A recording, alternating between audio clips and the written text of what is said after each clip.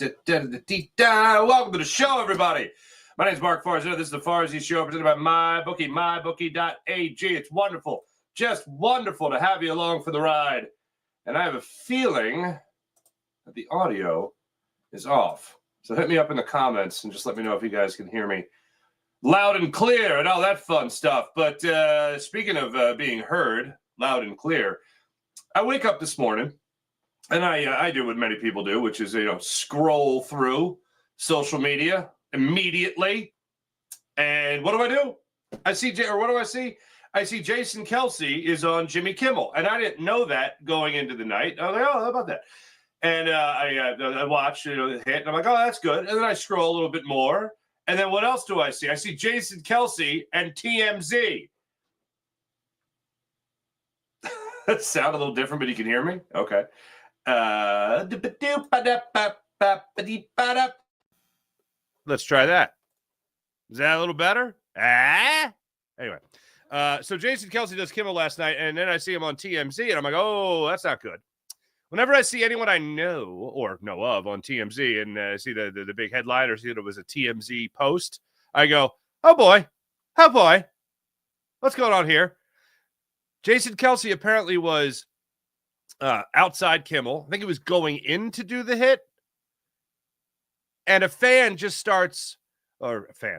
autograph seeker starts harassing the living hell out of him.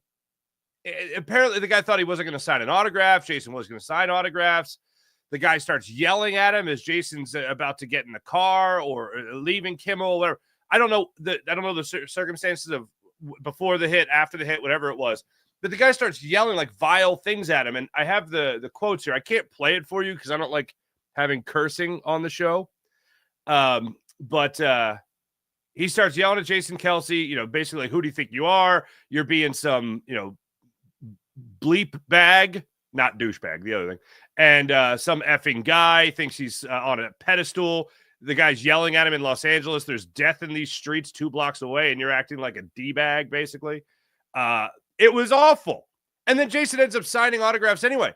He tries to explain to the guy who he felt was following him. I don't know if he felt he was following him from the airport or what the deal was, but he said, I have a habit of not signing autographs for people that are following me.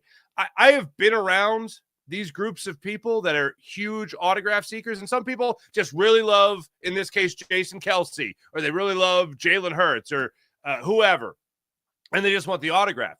But then I've seen other people that like literally will like give a kid $1 or something like that to get back in line and get a second autograph and give them the autograph so that they can then sell it later on the internet or something. And the weird thing about this whole thing was that Jason Kelce does end up signing autographs for people, including this dude who then starts being all apologies towards Jason Kelce. And there's video of it on TMZ and all throughout the internet now. And Jason, I could tell, is like terrified of what this guy's going to do. But he's trying to be cool. And the guy's like apologizing. He's like, I'm so embarrassed. I'm embarrassed of the moment. I'm ashamed of the moment, is what the autograph seeker started yelling at Jason Kelce while they're now in a group of people. And the guy, by the way, that's yelling all this stuff at Jason Kelce is over a fence. And he's standing over the fence. Jason goes over to him through the crowd of people that he's signing autographs for. Looks like he shakes his hand. Looks like he signed something and then walks away. And everyone's cool. We're cool. But like in Jason Kelce's eyes, you could see that he's like, I just would like to sign some autographs, do a TV hit, and like get home to my family. Like he doesn't know what this guy's capable of. And that always goes through my mind when you're talking about people that are on the national stage or people that, Jason Kelce have been kind of thrust into the spotlight, probably more so than he ever even imagined when his playing career was over. And he's got to look at some guy that is screaming vile things at him and then be face to face all of a sudden. It looked like Jason Kelce had one like security guard with him. Maybe just somebody to watch his back. I don't know. But it was a really wild moment watching that video. And oh my God. Yeah, that has got to be one uncomfortable thing. The actual hit looked pretty good. I think Jason looked a little nervous, believe it or not. But maybe because he was just shaken up by some guy that was yelling vile things at him. But yeah, if you later on today you want to look that up for yourself, you won't have trouble finding it. I'll put it that way. Hey, guess what today is? Today's Friday during football season. You know what we like to call that? We like to call that T-Bro. Thank you very much. Happy Football Friday. Hell yeah. I got my 5 big things that I'm going to be looking at in this Eagles-Rams game coming up for this weekend, this Sunday night prime time football. Eagles looking to improve to 9-2. The Steelers in a snow globe second half, baby. A little snowy in the first half too, but more snow in the second. And the Steelers lost last night, so they're now 8-3 as the Browns were just unbeatable last evening. Jameis Winston with a broken helmet and everything, jumping into the end zone. I don't like the Steelers. I don't hate the Steelers, but I don't like the Steelers. And one of the most offensive things is when I was traveling the country quite frequently, and people would say, "Oh, you're from Philadelphia." They would say the words Philadelphia. They would say the word Philadelphia. They wouldn't say Pennsylvania. "Oh, you're from Philadelphia." I say, "Yeah, Philly area." And they're like, "Oh, so Steelers fan?" I'd go, "What? Huh?" It would happen at least once a season. At least once a season for 11 seasons traveling this beautiful country. "Oh, so you're a Steelers fan?" "Huh? What did you do?" I don't know if there's anything in life that's ever been more stupid but I've still been offended by than that. And I like Pittsburgh. Pittsburgh, the city, it's great. Oh, those 11 years. Oh my God, I got to watch Pittsburgh grow and it become not that it was ever like garbage, but a really nice city. And I got family in Pittsburgh. I got friends in Pittsburgh. No, so you're a Steelers fan. Get the hell out of here. That's what I felt like saying by year 11. But Steelers lost last. I'll tell you that just to tell you, the Steelers lost last night. That's a shame. And Eagles. Not that it matters with the AFC and the NFC, but just in terms of overall record in the NFL. Eagles get the victory, or Eagles, of course, better record, and hopefully they keep that going. And I think they will this weekend against the Rams. We'll get into our 5 big things in the game. Sixers are back at it tonight against the Brooklyn Nets down there in South Philadelphia.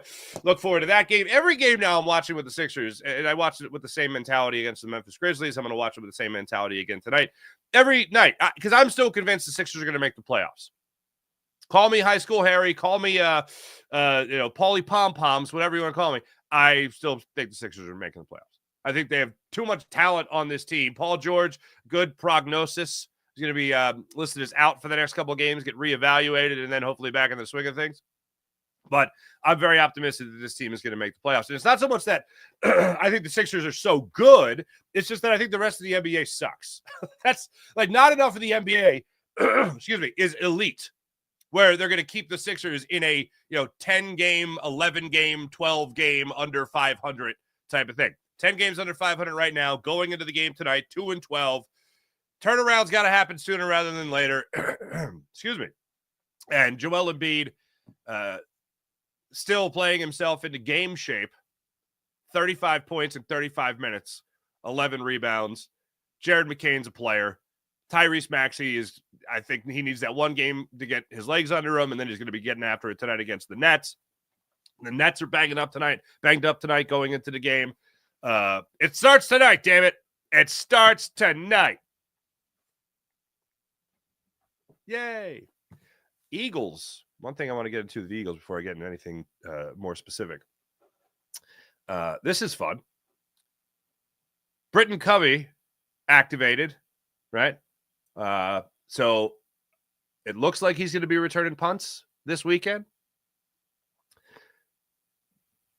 I don't know if I've ever been more excited for a punt returner. I don't think I've ever been more. Yeah. Because Cooper DeJean is so damn good. How good is Cooper DeJean? Well, Cooper DeJean, when it comes to him being the nearest defender, I love these stats. Cooper DeJean, fewest yards allowed per pass attempt. His nearest defender, if he's the nearest defender, he allows 3.9 yards per attempt in his direction. Okay? That's the best in the NFL. Darius Slay, by the way, is at 6.1, 30th in the NFL. Quinyon Mitchell is 33rd in the NFL, 6.1 as well. How about that? I think that's tied for 30, excuse me. By the way, the Chargers, not the Rams, and the Eagles are the only teams with 3 players in the top 35 in this category. Minimum 25 targets. That's pretty damn good. So Britton Covey coming back and returning punts means I don't have to sit there. We don't have to sit there. You don't have to sit there and watch Cooper DeJean return a punt and go, he hit him too hard. Something like that. You know what I mean? So that's very exciting for me. Also, I know when I'm watching these games with Seth Joyner and Derek Gunn, we can look at it and also breathe a sigh of relief because I know how much Seth loves his boy, Britton Covey. All right, let's get into the 5 things about this game. I have been pshawed. I've been poo-pooed. I've been tossed aside. I know that Jordan Mailata is very good. I know that Lane Johnson's very good. I know the Eagles' whole offensive line is very good. But I also know that Jared Verse is very good as well. The number one thing I'm going to be looking at in this game, or number 5, however you want to do it, is Jared Verse. This guy is a bigger, taller, faster Brandon Graham, which means he talks a lot. He talks a whole bunch, but that's not why I'm afraid of him. Confidence, certainly a thing. But as much as we love Quinyon Mitchell, as much as we think, rookie of the year, defensive rookie of the year, absolutely no doubt.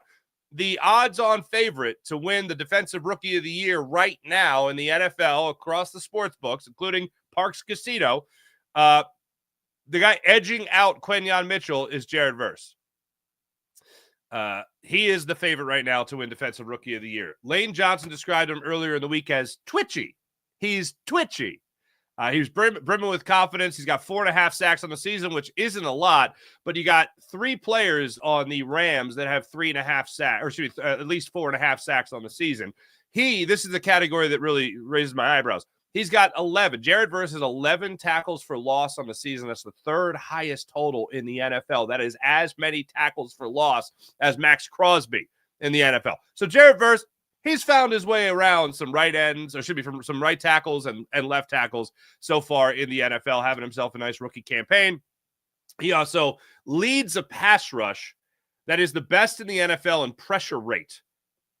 Pressuring opposing quarterbacks 42% of the time. That's the best in the NFL.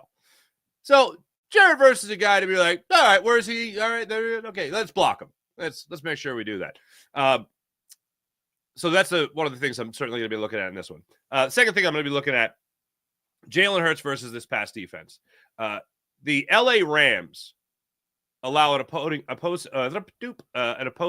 passer rating of 97.9.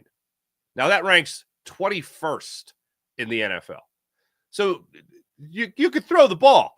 You can throw the ball against this secondary. The only person that makes me raise my eyebrow. Also, last week Drake May had a 100.2 passer rating against this defense. But the one guy that makes me raise my eyebrows in the secondary is Cam Kinchins. Their rookie safety. They're rookies. Verse and Kinchins are pretty damn good. Now, Verse was a 1st-round pick, if I remember correctly. Kinchins was a 3rd-round pick. He has 3 picks in 3 games. His last 3 games, he's got 3 interceptions. One of those is a 2-interception game. But he also has a forced fumble, and he has an interception return for a touchdown. So, yeah, let's just make sure we know where he is on the field at all times. Let's just do that. Number 3, I hear all this stuff about Matthew Stafford still slinging it at 36 years old, 16 years in the league, and he can, and I'm not doubting it. But you could get him off his spot, and you could get him on the run. I don't look at Matthew Stafford and go, oh, damn, Matthew Stafford's going to torch this team. It's the next thing that I'm more concerned about, more so than Matthew Stafford. But Matthew Stafford is a veteran. He comes into this game 13 touchdowns, 7 interceptions, 92 passer rating. Just for reference, Jalen Hurts has 7 interceptions on the season. Jalen Hurts has a passer rating north of 100, 101 actually, 101 and change, while Matthew Stafford is at 92 coming into this game. But yeah, 36 years old, coming off 142 passer rating against the Patriots. He had 5 games without Puka Nacua. He had 4 games without Cooper Kupp. In the last year's matchup against the Eagles, he was sacked 4 times. Speaking of trying to get him off his spot, he was brought down 4 times, twice by Hassan Reddick. Wah, wah. And twice by Jalen Carter. Da, da, da, da. I assume da, da, da, da is the opposite of wah, wah. I don't know. It's just, but I don't find myself too concerned, but I respect the veteran, and he's still a very good quarterback. So it would be nice if the Eagles were able to bring the old man down, as they say. 4 times again, that'd be pretty good. I'll take it. Now, speaking of that next thing. So Stafford's pretty damn good, but he's also pretty damn good because he's got Puka Nacua and Cooper Kupp. There's not a scrub to be mentioned. There might be a name you might not like. But of the names I'm about to mention, 5 names, it's going to be a battle. Puka, Cooper Kupp, Cooper DeJean, Quentin Mitchell, Darius Slay. Of those 5 names, there's not a scrub in there. The weakest link, according to a lot of yous, and you're right to think this, is Darius Slay, who's only a 6-time Pro Bowler. So he's still pretty good. I found it interesting this week when Darius Slay was talking about taking on the Rams. He did focus on his old teammate, Matthew Stafford, who he was with for a number of years in Detroit. But he did say when he was watching film on him, it's just like he's still the same guy. As far as slinging it, as far as being aggressive, as far as making smart throws and the right throw and the quick decision, Matthew Stafford's still very much doing it. Making the deep ball, throwing the deep ball and all that, he's still very much doing it. At the same clip he was doing it when they were out there in Detroit together. So I thought that was interesting. But the other part of it was that Darius Slay, for all the talking he does, and as much as he doesn't shy away from a microphone, and as good as he is on a microphone, as fun and as real as he is, doesn't talk on the field. I was surprised to learn that this week. I thought he did a little bit more talking on the field. Said Quentin Mitchell does more talking, and his talking is one word. His talking is, as you've heard many times before, him just saying, trash, trash. Guy tries to beat him on a route, trash. Talking to Mike Evans, trash. Hopefully, Puka Nacua, Cooper Kupp, they trash too. They're not.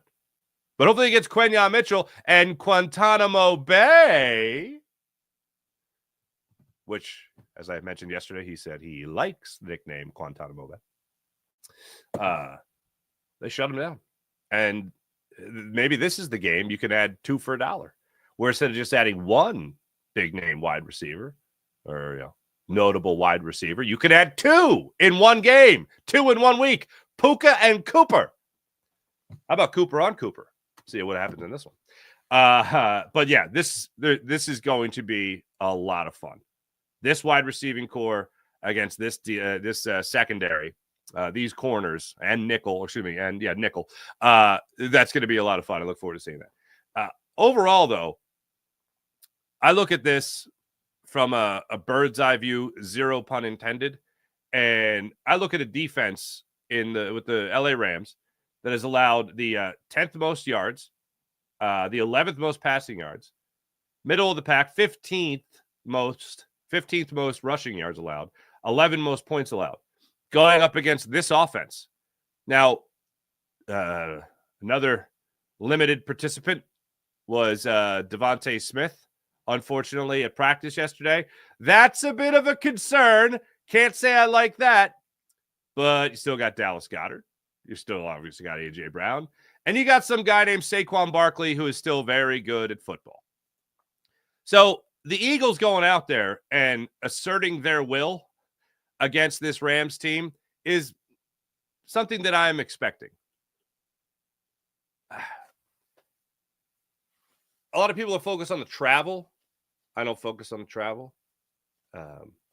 I focus on the talent. And this team just has hit a stride. And it reminds me a lot of the team of 2022.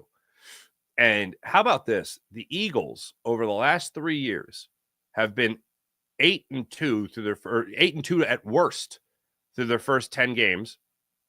And that has never happened in franchise history. All the incredible stuff that you've seen from the, Andy Reid era, all the winning that went on then, it's still not, it still hasn't measured up to what Nick Sirianni has done. It still hasn't measured up to what Howie Roseman has done. It hasn't measured up to what Jalen Hurts has done. A.J. Brown, this offensive line. A bevy of two different defensive coordinators. Oh, no, bevy. Talking about last year included with Matt Patricia calling plays. All that. At worst, 8-2 over the last 3 years. And it's what they are right now through the first 10 games. Usually, hey, we're used to 9-1. We're used to 9-1. It's pretty amazing. By the way, I'm sorry, Devontae Smith did not participate in practice, not limited. Jalix Hunt, Milton Williams were limited in practice yesterday. Covey, full participant. Nakobe Dean, Jalen Hurts with the ankle, full participant. Bryce Huff, Devontae Smith with the hamstring, did not practice yesterday, excuse me. But that's pretty spectacular. And I was listening to Nick Sirianni talk about it yesterday, and it really has everything to do with what's different with this team. And we talked about it a little bit yesterday. But if you didn't hear it, here is Nick Sirianni talking about what is different between this year's team and last year's team that gives him confidence that they're not going to have another historic collapse after a strong start. We had it didn't work. There was things that happened last year that we feel like we've corrected. That we're on the right track and try not to focus. We've made those corrections already to last year, and so we're trying to don't focus too much on that. You just work on what you can try to build each day. But I really feel like this team continues to grow closer each day. We got great teammates, we got great leaders. Winning is contagious, and so you build on that success that you've had. But I think the other thing I see is just the hunger of everyone, to get better. And that's all I can point out from this year's team. Forget last year's team. We've learned from those mistakes that we've made from last year. Myself, the team, everybody. I really noticed this year's team that we're getting closer as a football team and just have that hunger to get better each day. You could say it's coach speak. You could say it's the high school Harry stuff, but I see the same stuff. I usually it's better to not be on the same page and agree with the head coach, but there's something special about this team. And last year I talked about it a lot, that you just have the eke out the wins and find ways to win and all that stuff. But this team has found ways to put teams away. And if they're not doing the proverbial, step on the throat, whatever, cut the head of the snake off, whatever, if they're not doing that, it's just because they're getting late touchdowns, garbage time touchdowns, whatever the case might be. But I got confidence in this offense, mainly because of Saquon Barkley, that they're going to pull it out, that they're going to find a way to control the game. And for the most part, with the exception of one game this season, one game in the 6-game winning streak, which was against the Browns, they have controlled these games. They have dominated these games. They have dominated these games in a way that if somebody were to tell me in the chat or on the street, whatever, the Eagles are going to blow this team out, I'd be like, get out of here. Divisional games are supposed to be weird because they know each other so well. Well, as I said, after they beat the Cowboys, nobody's met the Eagles yet. They don't even know them. They've never even met, because the Eagles have gone out there and had such dominance in these games against the Cowboys, against the Giants. A team like the Bengals that was supposed to be a great contender against them, they handled quite easily. Going and face the Commanders. The thought I had going into the Commanders game was, whoa, this team, the Washington Commanders, supposed to be the biggest test in the NFC East, and the Eagles manhandled them. Really, in one quarter, they took over the game. Saquon went off, and then they got a garbage time touchdown. Game was not as close as the score indicated, but they controlled it. I also have noticed, and it really makes me think about Nick Sirianni and whether or not he got, I don't want to say a slap on the wrist, if he got shaken by Jeffrey Lurie? Is that worse than a slap on the wrist? It's like, what are you doing? After rolling the dice so many times against Jacksonville Jaguars. That game shouldn't have been as close. But the amount of times you went for it on fourth down when you shouldn't have went for it on fourth down, the amount of 2-point conversions they went for where they shouldn't have went for it, getting the hint that the tush push just wasn't clicking. Even as Jalen Hurts said after that game, they did a hell of a job against the tush push. It makes me wonder whether or not Jeffrey Lurie did have a conversation with Nick Sirianni about, hey, dude, you know, it'd be really nice if he just played smart. I don't need what they used to call Ron Rivera, Riverboat Ron. Okay, I don't need Nicky Dice Roll. Okay, I just need take the safe play. Not stupid, not overly aggressive, just a safe play. You got a field goal right there, kick the field goal. Jake Elliott, by the way, I did find it funny yesterday. When Jeff McClain tweeted out that Jake Elliott made all his practice kicks. Cool. Let's hope that that's just a little bump in the road, for our boy Jake Elliott. Let's cross our fingers that was all that was last week against the Commanders. And a nice little layoff there is going to be enough to get him back in the swing of things. Thursday night games might not agree with him. But I'm feeling pretty good about this Eagles team. Keep on winning. And then the other thing with this Eagles game on Sunday that I really like is that you got a fair amount of games just left at the link. You got LA in LA. Then you got Baltimore. Little bus ride down to Baltimore, the Inland Harbor, get some crabs. You got Carolina home, Pittsburgh home, womp womp. Then you got Washington, Dallas at home, and then the Giants. You don't get on a plane after this trip. That's nice. That's nice. Ample time to rest, ample time to recover. Love it. Absolutely love it. By the way, that Baltimore game, nationally televised, 4:25 kickoff. We're in December already. What the hell? I feel like I say that every season. But yeah, that's what you're going to be looking at with this Eagles game. All in all,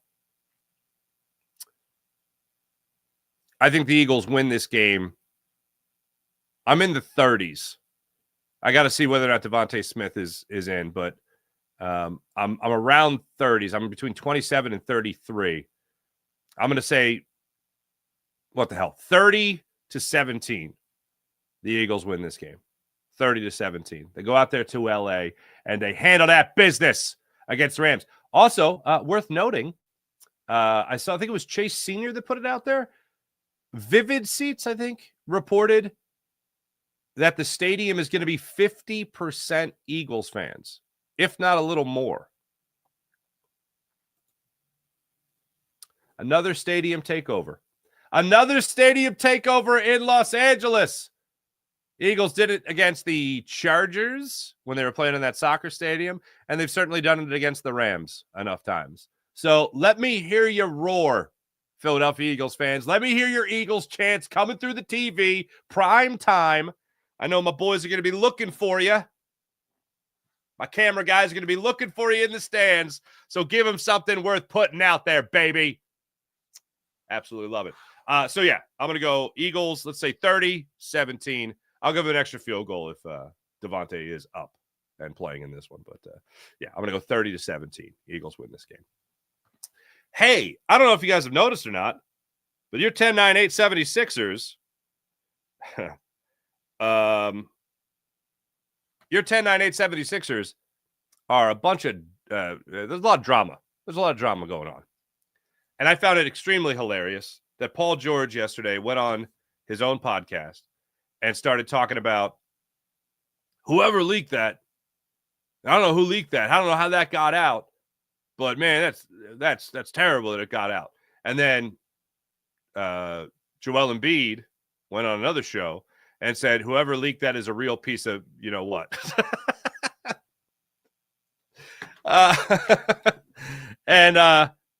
Here's the thing. My theory is that the organization leaked it. I don't think a player leaked it. I think either Nick Nurse leaked it or maybe even Daryl Morey leaked it. But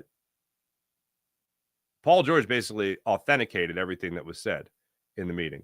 And people have come out and said that it's been taken in the wrong light that Tyrese Maxey challenged Joel Embiid. Well, did he? If he even just said the words of like, Joe, you got to be on time to stuff.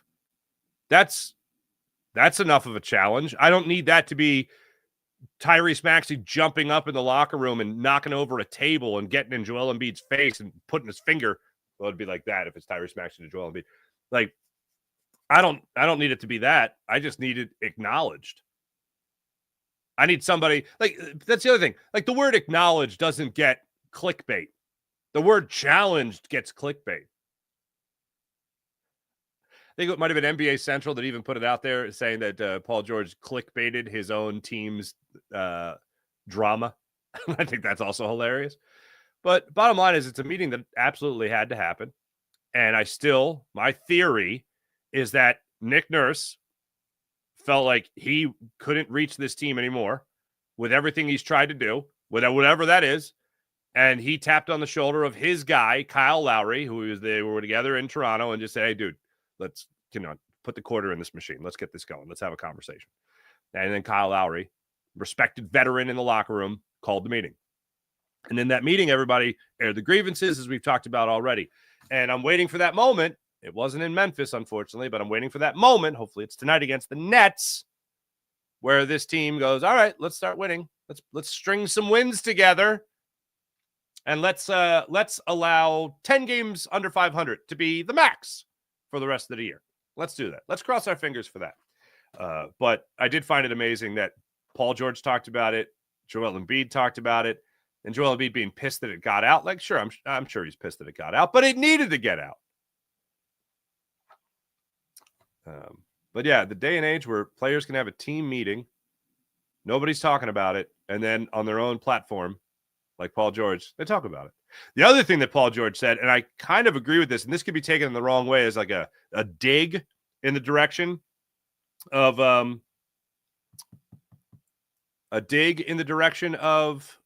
Jared McCain, but it's really a dig at the rest of the team. It's just like, hey, Jared McCain can't be our best player. When you got Paul George, Joel Embiid, Tyrese Maxey, the most consistent player for you. Now, granted, Maxey's been hurt, and when he was playing, he was hooping. And now I think he needed the one game, get back into the swing of things, get back out there, and hopefully drop a 30-piece tonight against the Nets. But he made the interesting point, like, look, with these veterans on the team now, yeah, Tyrese Maxey's a veteran. And the talent on this team with Joel Embiid and Tyrese Maxey, when Paul George gets back, like Jared McCain, a rookie, can't be their best player. He gave him every ounce of credit for as good as he's been, but it's like, hold on a second. You've assembled this roster, and Jared McCain has been your best player recently. Like, that can't happen. Well, it's happening. And if he doesn't want it to happen, all right, then let's get the competition going. Also, the other thing that we haven't talked about yet is Joel Embiid and the whole thing about how he's confused about what the Sixers are trying to do on the court. They're trying to score points. You might not be the 100% focal point of it anymore, especially if this is as good as you're going to be all season. If a lot of people are saying Joel Embiid's cooked, I don't think he's cooked. I think he's still got some time to show what he has left in the tank.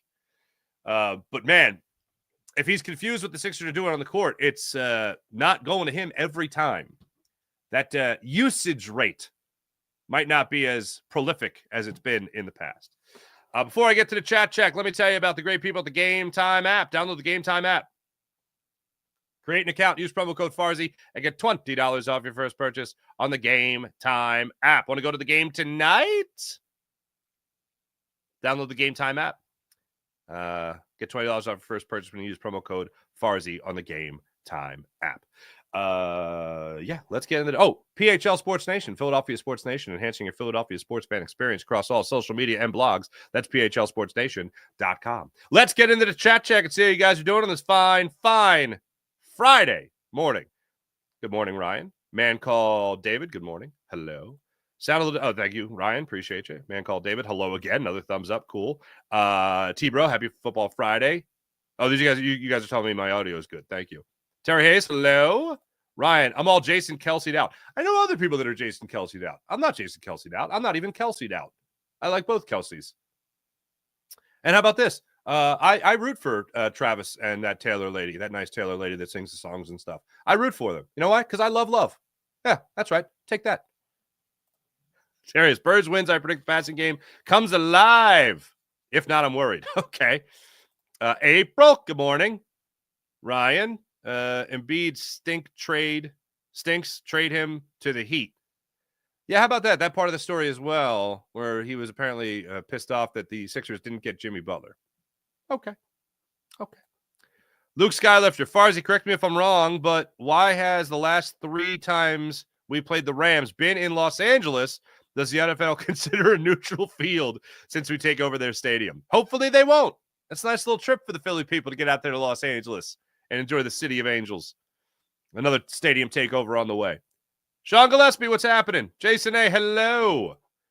Good morning, Farzy and friends. What's happening there, Wine Niners Wine? Hope everyone is being smart with their heart attack snow outside. Yeah, right?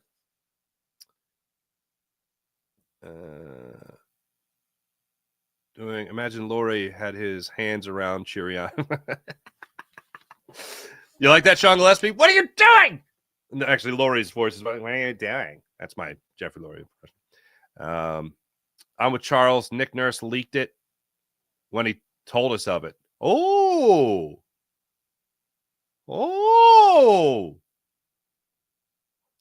Nick Nurse to the podium has had a little meeting. I won't get into it, but I'm about to get into it a little bit. Ben Simmons more cojones than Embiid. Eagles fan, Sixers blow. Can't disagree with that right now. Mint Diggity, Paul George. Been here how long? I'm already sick of them. Shake my hand, stick to podcasting, Paul. Sean Kilrain, hope you had a good birthday. Good morning. Cool to see snow in the game last night. It was cool to see snow in the game last night.